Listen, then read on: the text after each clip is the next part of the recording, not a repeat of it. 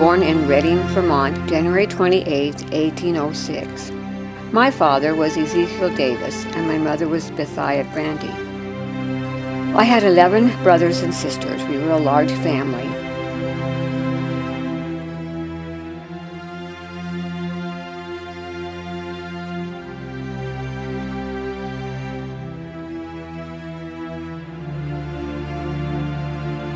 I am Cynthia Davis Clyde.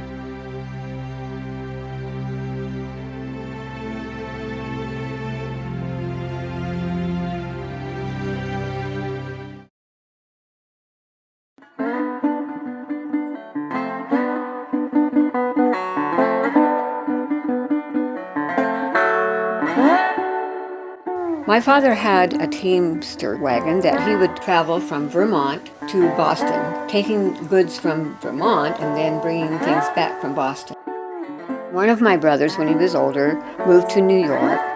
And there in New York, while visiting him, I met George Washington Clyde. He and I courted for a while, and then we married in New York on October 30th, 1824. He was a farmer, and so we lived in the country, and it was a humble way of life.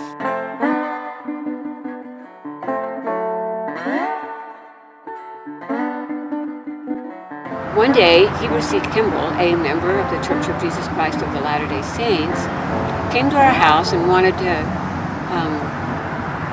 set up a branch there, and so he wanted our help, and so we did help him, and we were so enthused about the gospel that we joined the church, and we were the first in our community.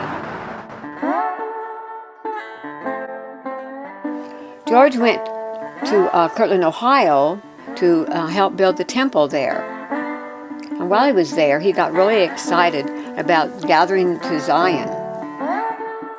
We left in the winter or spring. The winter is when he came home.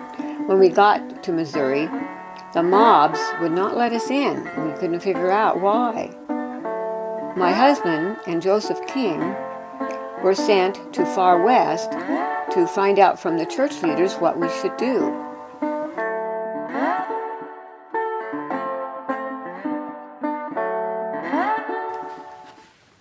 The rest of us were instructed to wait at Hahn's mill.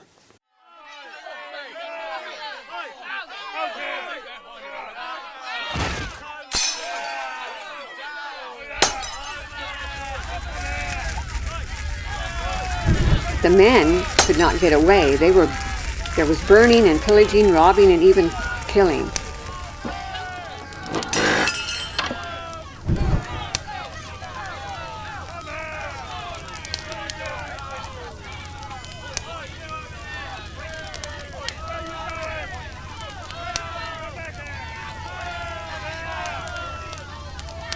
And we women and children ran to the woods so we could hide from them.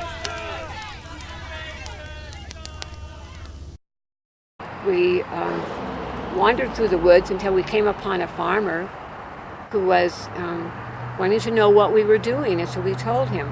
And he said, well, I have a little extra house over here you can stay in while you wait for your husband, and so we did.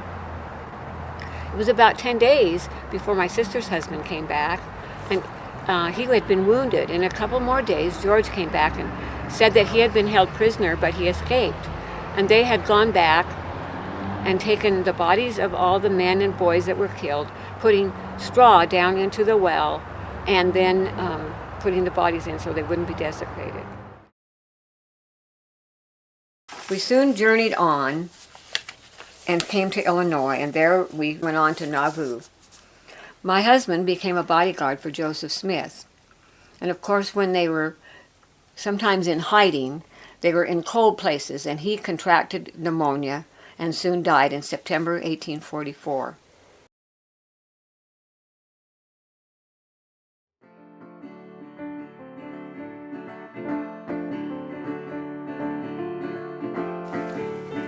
My sons were a great help to me, William Morgan and George Jr., and in a few years they were able to take me to Utah. And they went out there first in 1850, and they went to a little town called Springville. They built me a cabin across the street from the fort. many people in the community were thinking I was such a brave person to live across the street from the fort and not inside where they thought I might be safer. People always called me Granny Clyde, and I loved to bake cookies for the children, and I loved to work in the Relief Society. In 1868, Brigham Young called me to be the first Relief Society president in Springville. I'm very thankful and grateful for the experience that I have had in Springville. Even though my life has been one with toil and strife and hardships and heartbreak, I still have remained true to the church, and I hope that my posterity will remember me for being an intelligent, thrifty, cheerful old lady.